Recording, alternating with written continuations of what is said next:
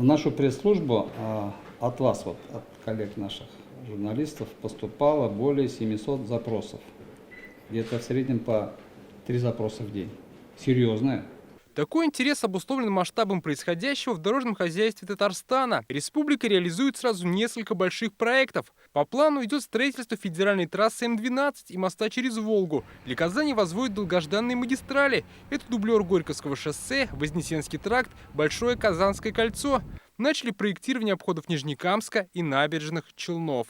Все ждем с нетерпением 2024 года, где, в общем-то, должно вступить в работу, введены в эксплуатацию 475 километров федеральных дорог первой категории.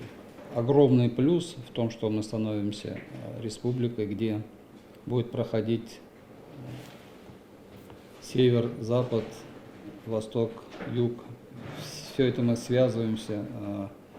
И то, что мечтали, наверное, многие поколения татарстанцев, новейшая история, это впервые. Вместе с долгожданными проектами отрасли необходимо решить неожиданно возникшую проблему. В этом году в малых городах республики, в частности Бугульме, обанкротились автотранспортные предприятия и закрылись маршруты. Все из-за нерентабельности пассажирских перевозок.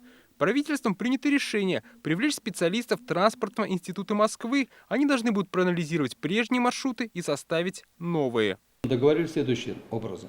Давайте мы до начала разработки маршрутов вообще выясним, а действующие маршруты, их же принимал муниципалитет, чтобы мы ответили на вопрос, а что происходит с маршрутами?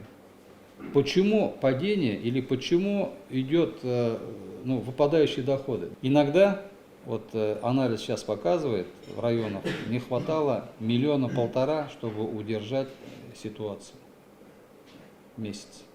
То есть это небольшие деньги. Как отметил Фарид Ханифов, в первые дни введения в общественном транспорте QR-кодов пассажиропоток упал на четверть. Затем ситуация постепенно начала управляться. К Новому году объем перевозок может вернуться к прежним показателям. Буквально по 1% происходило восстановление пассажиропотока. Нам осталось вот эти 6,6% от 780 тысяч человек собрать.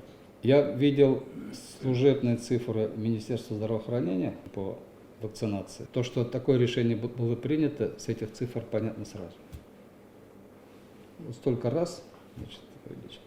Это умение любого сообщества научиться выживать. Пассажиропоток возвращается к допандемийным показателям по всем видам воздушного, речного и наземного транспорта. Это один из индикаторов того, что экономика возвращается на рельсы стабильного развития. Дмитрий Арин, Вадим Ларионов, ТНВ, Казань. Закажи рекламу на ТНВ. Телефон в Казани 5 705 100.